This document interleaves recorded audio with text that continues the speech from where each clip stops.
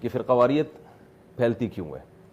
اختلاف تو صدیوں سے ہے, شیعہ سنی صدیوں سے چلے آ رہے ہیں, اور اس طرح کی کئی تاریخ میں چند ایک لڑائیاں ہوئی ہوں, لیکن جو مستقل بیسس پر جو ہمارے ماضی میں ابھی جھگڑے ہوئے ہیں, میں ان کو بتا رہا تھا ابھی علامہ صاحب کو ہم سحری کر رہے تھے. اچھا. کہ میں بچپن میں ہمارے قریب میں امام بارگاہ تھا, ہم نے وہاں نمازیں پڑھی ہیں. اللہ اکبر. تو یعنی نماز کا مطلب اپنی پڑھی ہے نماز, لیکن جگہ نہیں مل رہی, مسجد دور ہے, تو ہم چلے جاتے تھے وہاں. اور شیعہ لوگوں کو بھی ہم دیکھتے تھے کہ ہماری مسجد میں آ کے نماز پڑھتے تھے.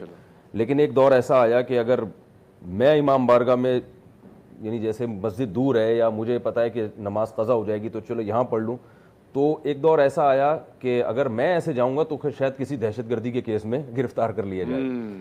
لیکن دیکھیں یہ صرف اتنا کافی نہیں ہے کہ ہمارے جذبات ہوں, کہ ابھی دونوں حضرات نے بات کی ہے, نظریاتی اختلافات تو ہیں اور وہ رہتے ہیں, وہ ختم نہیں ہوں گے. یہ ضروری نہیں ہے کہ میں آپ کے مسلک سے متفق ہوں, میں اپنے مسلک کا دفاع کروں گا, اور دلائل کی دنیا میں آپ کے مسلک کو غلط بھی قرار دے دوں گا, جیسا کہ ہمیشہ ہوتا رہتا ہے کہ بھئی آپ کی رائے یہ ہے لیکن دلائل کی دنیا میں میری رائے ہے.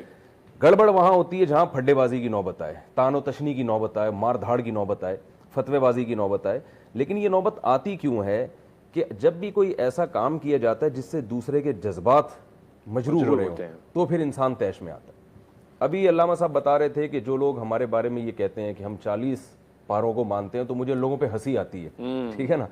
تو جن لوگوں نے یہ دعویٰ کیا کہ سب شیعہ 40 پارے ہیں سب کے ہاں, تو انہوں نے بعض شیعوں کے جذبات کو آگ لگائی. انہوں نے کہا یار یہ ہمارے بارے میں کیسے کرتے ہیں, ظاہر ہے سب اس طرح نہیں ہوتے. تو اسی طرح جیسے یہ ابھی صحابہ کرام کا نام احترام سے لے رہے تھے, زید بن حارثہ رضی اللہ تعالیٰ عنہ کا نام بھی آیا, تو اسی طرح بعض شیعہ حضرات کی طرف سے بھی میں سمجھتا ہوں کوتاہی ہوئی ہے کہ سوشل میڈیا پہ ایسی تقریریں آئی ہیں, حضرت ابو بکر کو کھلے عام برا بلا کہا جا رہا ہے, حضرت عمر کو کھلے عام برا بلا کہا جا رہا ہے. تو ظاہر ہے اس سے اب اہل سنت کے تو ایمان کا حصہ, اہل بیت یقیناً ہمارے ایمان کا جز ہیں, لیکن ہم خلفائے راشدین کو بھی مانتے ہیں.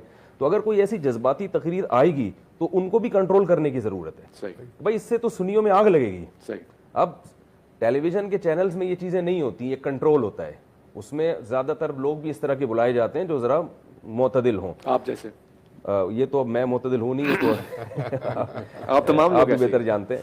لیکن سوشل میڈیا ایک ایسی چیز ہے, فیس بک, واٹس ایپ اور جو یوٹیوب وغیرہ, اس میں تو جو بیٹھ کے جو چاہے تقریر کرے.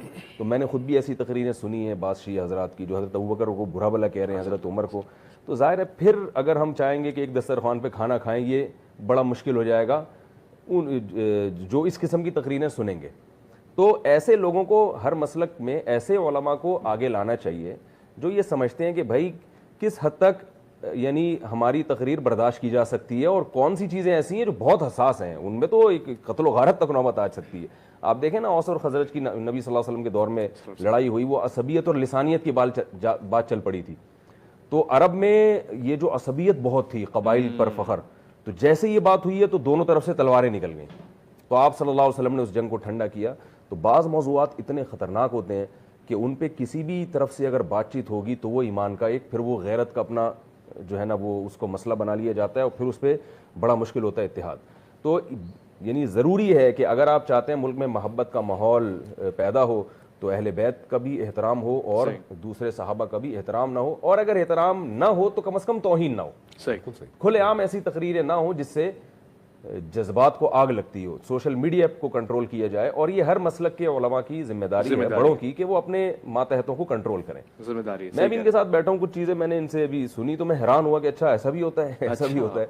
مثال کے طور پر میرا ایک ذہن میں تھا کہ شیعہ حضرات کی مسجدیں نہیں ہوتی, تو انہوں نے بھی بتایا کہ امام بارگاہ کے اندر مسجد الگ ہوتی ہے, امام بارگاہ الگ ہوتا ہے. تو ٹھیک ہے, ہمارے مذہب میں امام بارگاہ نہیں ہے, لیکن اتنی تو ایک بیٹھ کے ایک بات سامنے آئی کہ امام بارگاہ مسجد سے الگ ہے. اور انہوں نے بتایا کہ چونکہ جو عورتیں مینسز میں ہوں وہ مسجد نہیں جا سکتی, تو ان کے لیے پھر امام بارگاہ بنائی گئی. مسجد اس سے بالکل ایک اس کے الگ ہوتی ہے. تو ایک کانسیپٹ کلیئر ہوا کہ اچھا ایسا ہوتا ہے, ہم تو سمجھتے تھے ایسا نہیں ہے. انہوں نے بتایا کہ 40 پارے نہیں ہوتے بھائی, ساری دنیا 30 مانتی ہے. تو ایسے ہی حضرت ابو بکر, حضرت عمر, حضرت عثمان, یہ بھی ہمارے خلفائے راشدین میں سے ہیں, اور جتنے صحابہ ہیں, امی عائشہ رضی اللہ تعالیٰ عنہ, ان کی برات تو قرآن مجید میں نازل ہوئی ہے.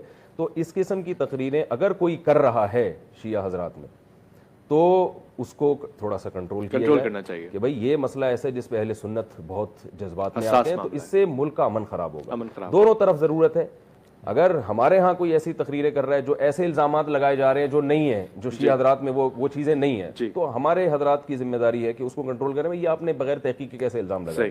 اور 4 آدمیوں کو دیکھ کے, جیسے دیکھ کے چاول ہوتے ہیں نا, 2-4 چاول چیک کر کے پوری دیکھ پر حکم لگا دیا جاتا ہے. تو کوئی مسلک ایسا نہیں ہوتا کہ 2-4 افراد کو دیکھ کے آپ نے پورے مسلک پہ ایک چیز کا حکم تھوپ دیا. یہ بدگمانی ہے, یہ جائز نہیں ہے. تو اس طرح سے میں سمجھتا ہوں یہ وہ مضبوط بنیاد ہوگی جس بیس پر ہم مختلف مکاتب فکر کے درمیان ایک جوڑ پیدا کر سکیں گے, محبت پیدا کر سکیں گے, جو ملک کی ایک بہت شدید ضرورت ہے.